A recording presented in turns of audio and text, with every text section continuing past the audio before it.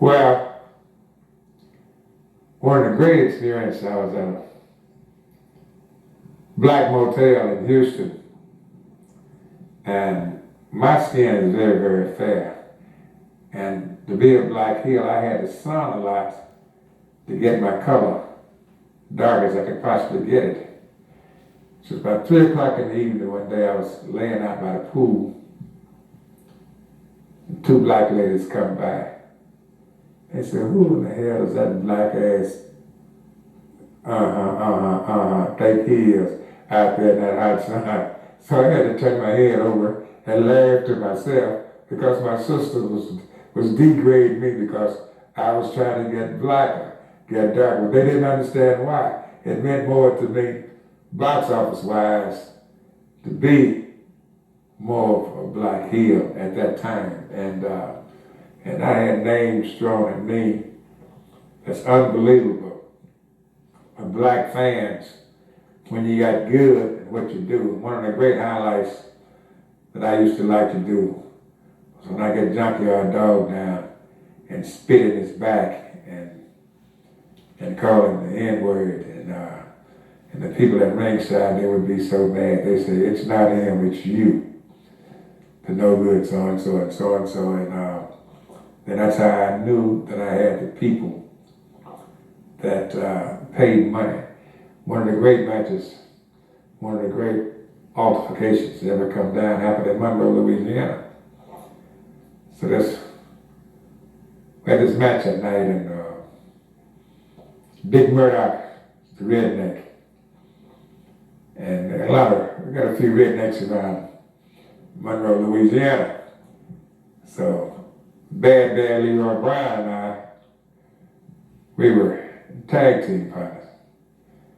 So Bad Leroy Brown and Dick Murdoch had a single match at Monroe. And the redneck Dick Murdoch was getting the best of Bad Leroy Brown. And boy, I ran down in the ring and we jumped on Dick Murdoch and busted Dick Murdoch up and he's bleeding. And boy, those white people at the ringside, it was bad. So you all let this big N-word do anything you want to do. I'm sick and tired of you and that so-and-so and so-and-so there. So, boy, they want to riot. They're so mad. You know, it's a black and white situation on a white guy. They want to riot. So, boy, they cussing. Finally, another white wrestler came from the back to jump into the match to rescue Dick Murdoch. But instead of him rescuing Dick Murdoch, he threw like one punch and turned around and the 3 of us beat Dick Murdoch. They said, y'all let this big so-and-so in get away. He said, I'm never spending another nickel. I'm never coming back to the rest of the match. You got my last dollar. And he was cursing, went to the front office and said, I'll never be back. Who was the first person you think I saw the next week at the rest of the match?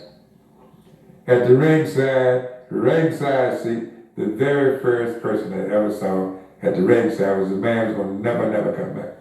The greatest fans in the world probably are wrestling fans, and a true wrestling fan is hard to convince them to go any other way. They say wrestling is a fake. Boy, you get a fight.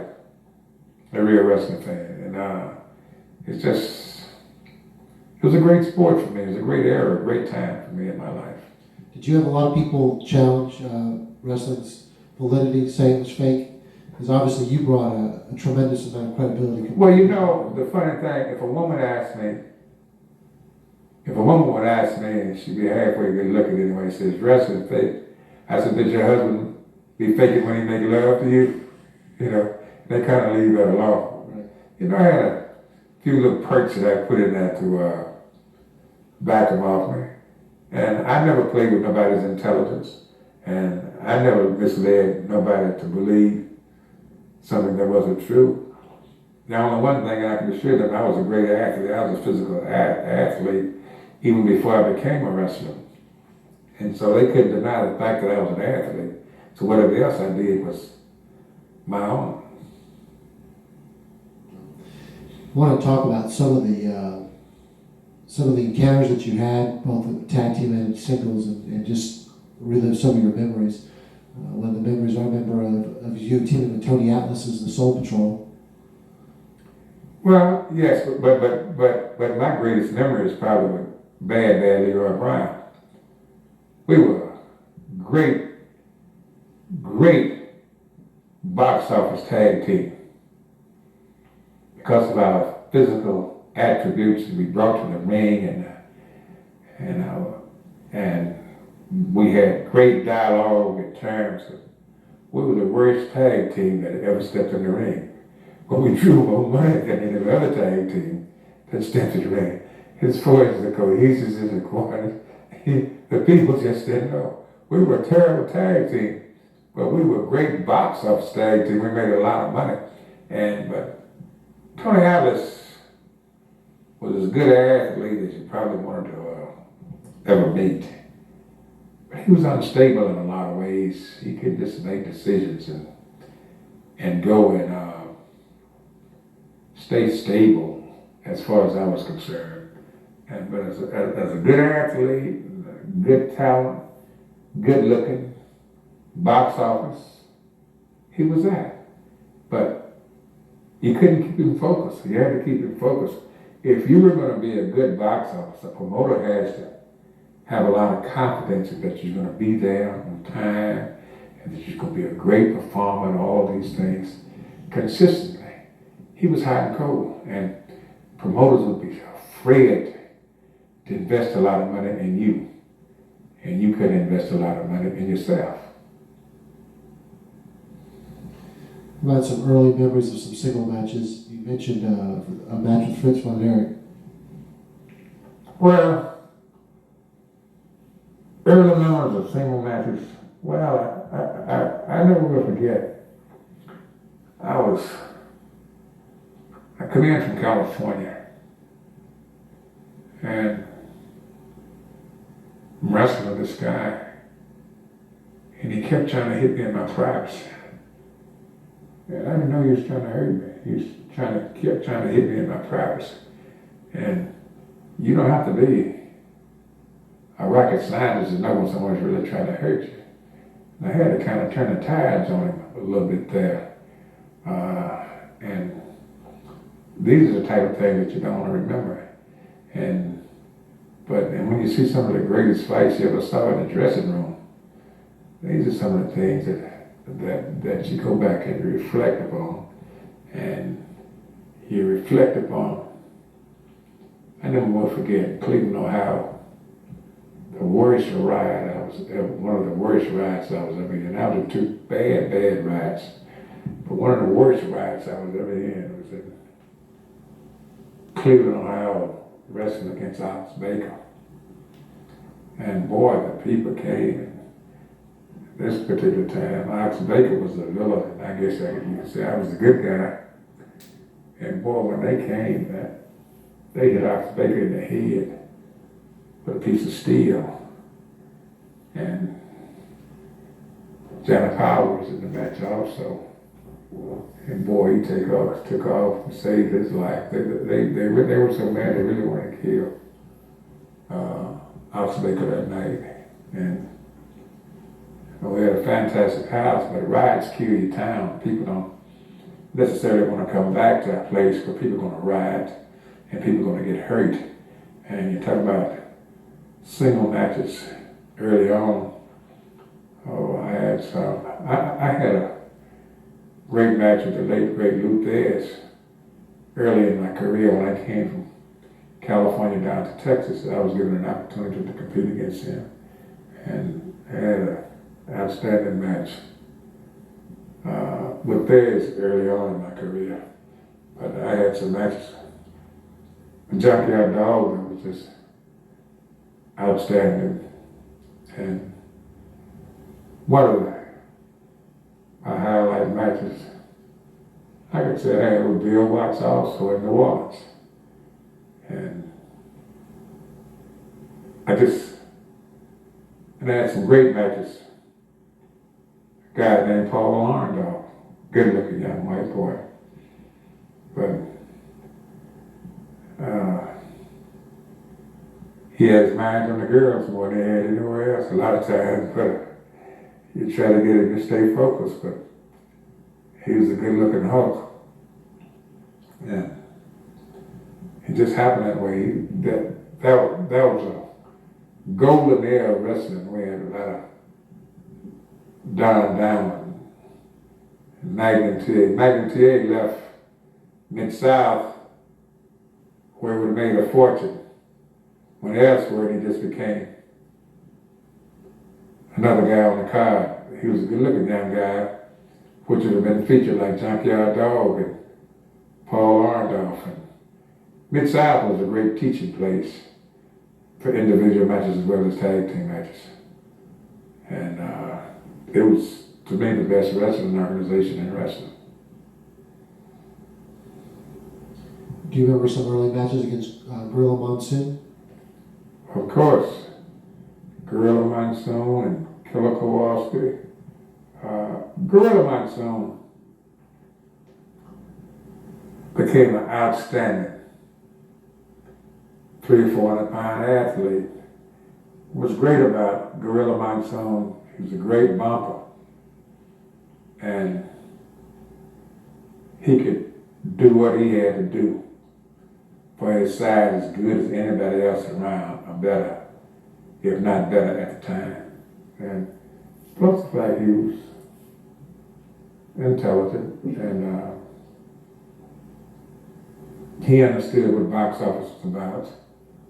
He did all of the right things to be able to make a match draw. And he was talented enough to lead a match and make a match be what it should be, to be box office. And that's what's important about wrestling, that you need to know, that you need to be able to do. I heard a rumor, I was just going to ask you whether this was true at all. I heard that when you wrestled against Andre the Giant that you were asked to try to appear to be a little shorter because you were actually a little taller than he was. No, that's not true. Not true? Andre was actually taller than me. Andre's ring finger was that size, like that. To put two of my fingers in his ring. I wear a size 17, 18 shoe. I could put my foot in Andre's shoe and switch it side to side. His shoe was that much bigger than mine. And it was no question that Andre was taller than me. So no one never had to tell me to squash down. 6'9" is pretty tall, but Andre was taller than 6'9" by far. How about your memories of wrestling Bruno Sammartino? I think you wrestled him both in tag and singles when he was WWF champion. I remember Bruno, great memories, super guy. During that time, it was an ethnic thing around New York. The Italians loved him. He was a great actor. He was great for the sport, and he worked hard, and he left it all in the ring. He didn't bring none with him. You know, he gave the people their money's worth, and it was always a pleasure to work with Bruno, because if you raise your skills up to that level to compete against him, you knew you were going to get a good payday above what you had been paid somewhere else in Madison Square Garden, in the Boston Garden, or the Uline Arena, DC, in the Spectrum. If you were good enough talent and had enough gift of gab, you was going to sell it out, and enough athletic skills and charisma. So it's always a pleasure to know if you got Bruno Sammartino around the territory in the big cities, and you know you had a super week in terms of dollars and cents. But in terms of working with him, he was a great competitor, great athlete, credit to the sport. Fans of Florida remember your heel turn on Dusty Rhodes, still talked about today as one of the greatest angles. Can you take us back and tell us the background of the story? Well, see, then again, we talk about the black boy going south. That was another one of the areas all the way south. Dusty Rhodes was a white boy that had black charisma. I think he stole some of that from Thunderbolt Patterson. And, you know, one of his favorite dances, he thought he could dance a little bit, was called a hitchhike from Marvin Gaye. And Dusty worked at having a lot of soul. And black people loved him. He was white, and white people were gonna pay to come see him anyway, and he made black people happy with a lot of things that he did. And he had a great gift of gab on television. He had charisma. He could sell to the camera, and he could convince people in his interviews of how great he was, of what he was. And when Ernie Ladd came along and saw an opportunity to turn against the all-American white boy, and when Ernie Ladd did that, in the Deep South, it just electrified all of the arenas, all over Florida. I mean, it just electrified all of the arenas. Then not only that, when I turned against him, when he was outside signing the autographs, when he should have been in the ring with me, then I gave him to the wolves, and they ate him up. And then I boasted about it. And people resented that, and they got a little bent out of shape over it, and I kind of bloated in it, and it was good for box office when Dusty Rhodes seeked to get his revenge from the guy that sold him to the wolves. And we take that film and show it in Louisiana, and show it in Georgia, show it in Florida. Wherever we put that on television, when they saw it, they go out in the backyard and dig that tin can up, get them nickels and them dimes and them quarters in the head, right dead for their wrestling arena with it. And so that was a great episode of wrestling and a great selling point for box office. Can you remember another time or promotion that where you felt like you just had the crowd that much into an angle? Oh, many times. That's why I left football, because I was like a symphony orchestra, and I was the director. I could make the people scream and holler and raise them up here. Then I could let them down low, low, low, low. I could make them want to fight. I could make them want to love me. I could make them want to hate me. And I had that in me as a talent. And that's what promoters paid for. And I could make them say things that they didn't want to say. I could make them do things that they didn't want to do. And I had control. When I got in the ring, I felt though that I had control. And if you have control, you're responsible for, at the end of the week, you're responsible for the bottom line in terms of drawing money. And that's what a promoter want to be able to see. A guy can come in and wrestle 3 or 4 days for him in a week, and they sell out everything, 4 or 5 days that week, and they sell out all the house. Then the promoter want to bring you back over and over and over because you had control and I had control. This is why they could fly me from Houston up to Toronto, and then Detroit, and back into St. Louis, and Indianapolis, and different places, because I was box office, and promoters paid for someone to be that. I was almost, in a sense, like world champion, that was not world's champion, but I drew like a world's champion on many, many occasions.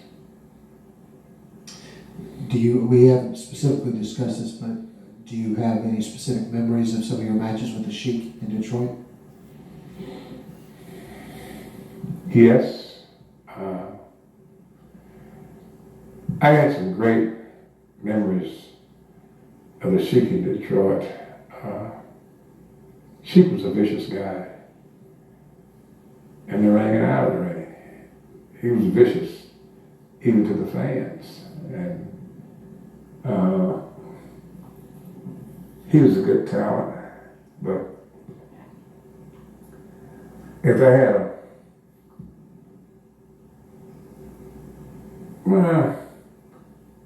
to say one of the things that he was a shortcoming on, he never let another talent grow to his total height and potential in his area. It was always to be him. And what you want to be able to do is be able to build other talent to surpass you, but you want to have control of that talent also. And that was one of the shortcomings. But he was a great talent, and he was very creative for a long period of time.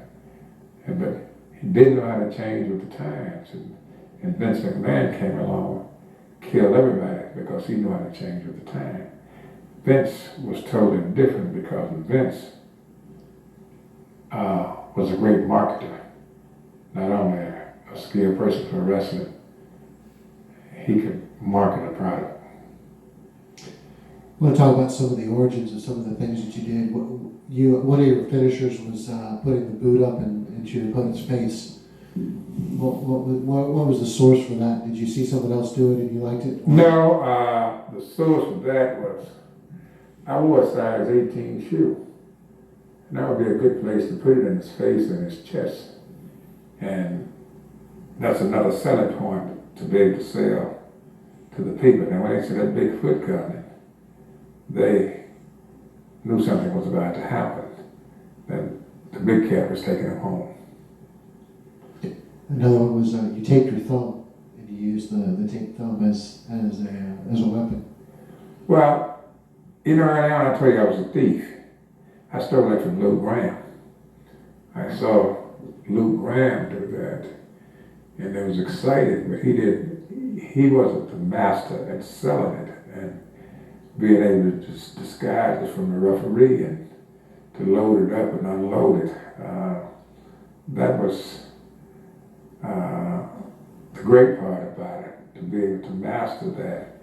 And then when it was time to be on the attack, to be vicious. And one of the great things that happened with that was I wrestled against John Tolos in Los Angeles. And I had the thumb. And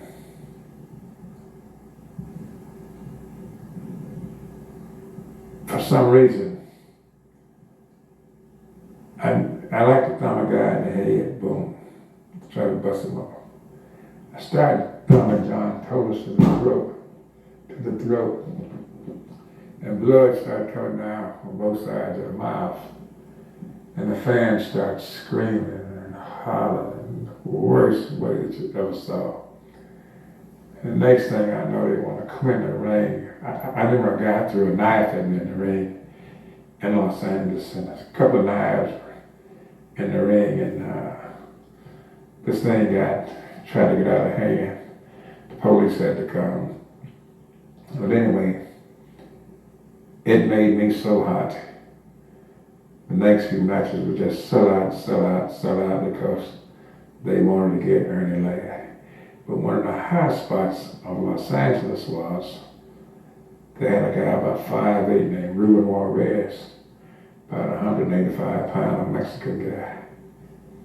He was the hottest fireball you ever saw. I wrestled against him in Canterbury, about 10,000 people in Los Angeles.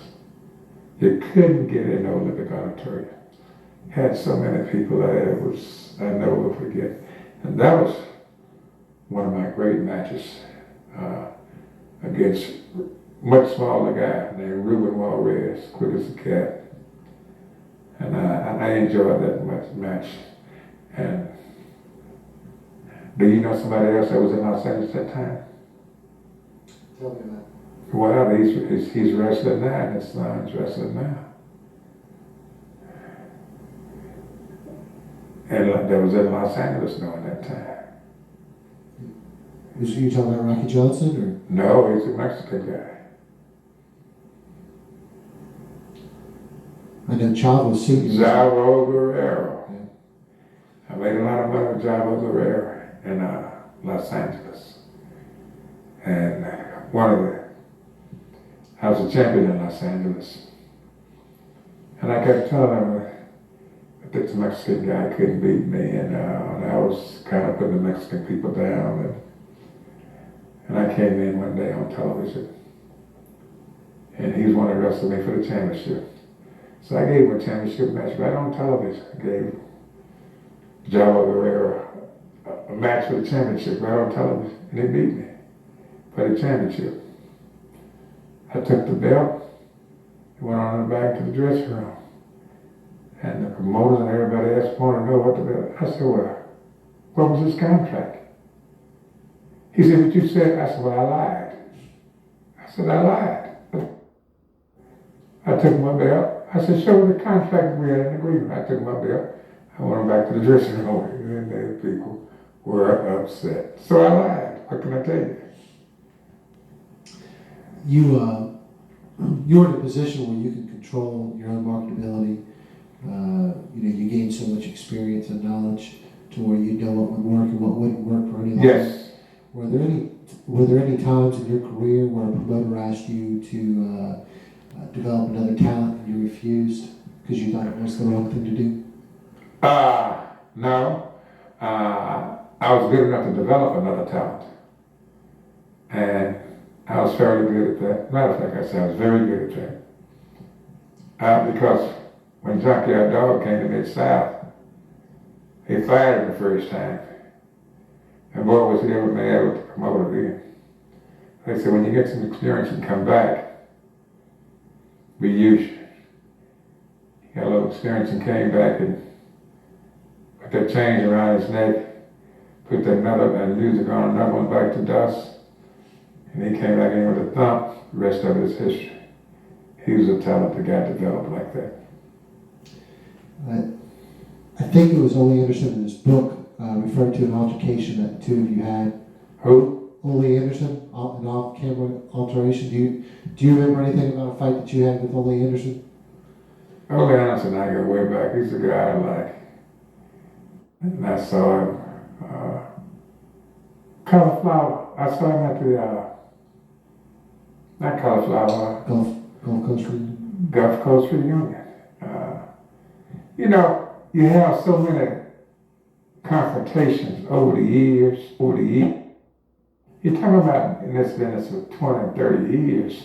You have confrontations and you forget about it, you go back to them, you make up, you make love, all these type of things, you keep moving along. And Ole and I, we crossed trails a few times, crossed paths a few times, but in the end, he's still a great guy. What can I say? And you can't not just let a man get away with certain things and you not be a man about a situation.